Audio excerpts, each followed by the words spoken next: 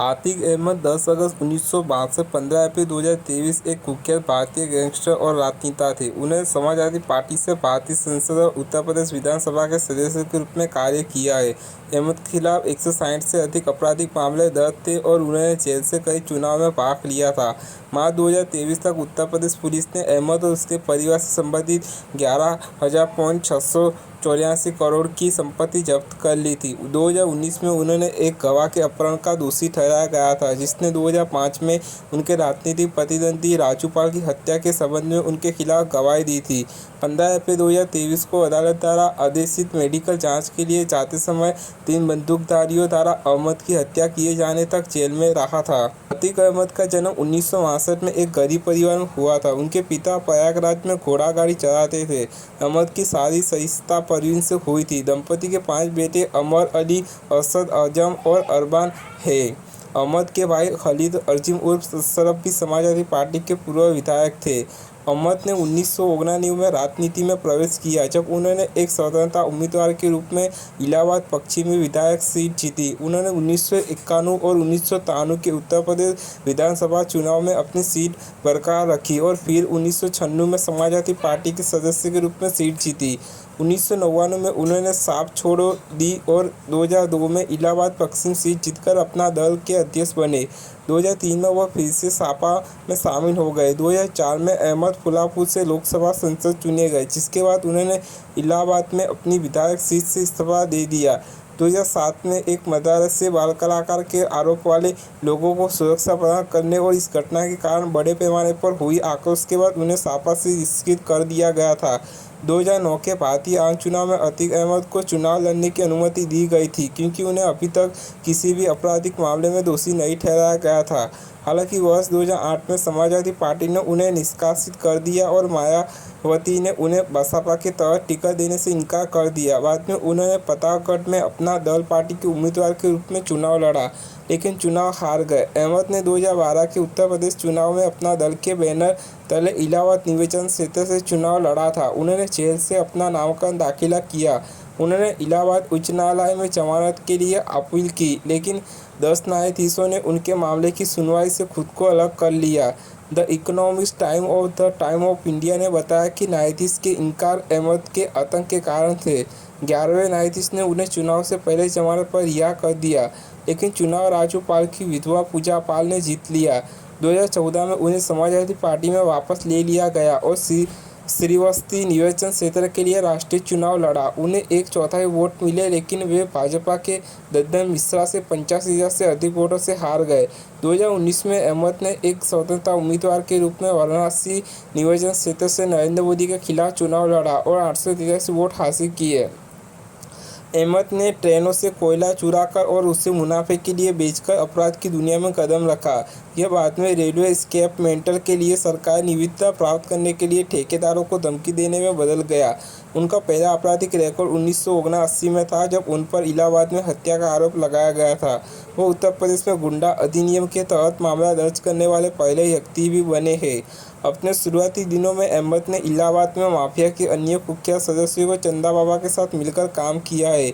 1990 में अपने सबसे बड़े प्रतिनिधि शौकत इलाही के एनकाउंटर के बाद अहमद बहुत शक्तिशाली हो गया और जबरन वसूली, अपहरण और हत्या के लिए जाने लगा। 2004 में अहमद ने सपा के सदस्य के रूप में फूलापुर से सांसद के रूप में सेवा करने के लिए इलाहाबाद पश्चिम विधायक सीट खाली कर दी। उनकी जगह उनके छोटे भाई खालिद अजीम ने उपचुनाव लड़ा और बसपा उम्मीदवार राजू पाल से हार गए। 2005 में राजू पाल की गोली मारकर हत्या कर दी गई थी और खालिद अजीम अगला उपचुनाव जीतने और विधायक सीट हासिल करने में सफल रहे। इस मामले में अहमद को मुख्य आरोपी के रूप में नामित किया गया और गिरफ्तार किया गया, लेकिन बाद में उसे जमानत मिल गई। अहमद जेल के अंदर से भी अंडरवर्ल्ड में अपनी शक्ति बनाए रखने में सक्षम था। राज्य में मुख्यमंत्री के रूप में सत्ता हासिल करने के बाद मायावती ने उनके खिलाफ दबाव बढ़ाया। उन्होंने आत्मसमर्पण कर दिया और 2008 में उन्हें गिरफ्तार कर लिया गया। 14 दिसंबर 2016 को सेम हिगेना बॉटम कृषि प्रौद्योगिकी और विज्ञान विश्वविद्यालय के स्टाफ सदस्यों पर अहमद और उनके सहयोगी द्वारा कथित तौर पर 2 छात्रों के खिलाफ कार्रवाई करने के लिए हमला किया गया था, जिन्हें नकल करते हुए पकड़े जाने के बाद परीक्षा देने से रोक दिया गया था। अहमद द्वारा शिक्षक और कर्मचारी की पिटाई का वीडियो इंटरनेट पर व्यापक रूप से प्रसारित किया गया था। आतिक ने दावा किया कि छात्रों को गलत तरीके से निशाना बनाया गया है। अगले दिन अहमद को गिरफ्तार कर लिया गया। 10 फरवरी 2017 को इलाहाबाद उच्च न्यायालय ने अहमद का आपराधिक इतिहास तलब किया और मामले के सभी आरोपी को गिरफ्तार करने के लिए इलाहाबाद की पुलिस अधीक्षक को निर्देशित भी किया। पुलिस ने 11 फरवरी को अहमद को गिरफ्तार किया, जिसके बाद उसे 14 दिन की न्यायिक हिरासत में भेज दिया गया। 2009 में अहमद को एक प्रमुख गवाह उमेश पाल के अपहरण का दोषी ठहराया गया था, जिसने राजू पाल हत्या मामले में अहमद के खिलाफ गवाही दी थी।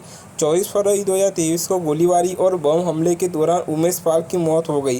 अहमद इस हत्याकांड का मुख्य संदिग्ध अभियुक्त था। अहमद के भाई अशरफ, बेटे असद और सहयोगी गुड्डी मुस्लिम एक बम निर्माता जिसने कथित तौर पर उमेश पाल पर बम फेंका था और पिछले हिंसक अपराधों में शामिल रहा था, सह अभियुक्त थे। अप्रैल 2023 को अहमद के बेटे असद को उत्तर प्रदेश पुलिस की स्पेशल टास्क फोर्स ने झांसी में एक मुठभेड़ में मार गिराया। अहमद को जून 2019 में प्रयागराज सेंट्रल जेल से अहमदाबाद की साबरमती जेल में स्थानांतरित कर दिया गया था। पाल की हत्या के 2 महीने के भीतर अहमद, उसके भाई और बेटे सहित 6 आरोपियों की हत्या कर दी गई।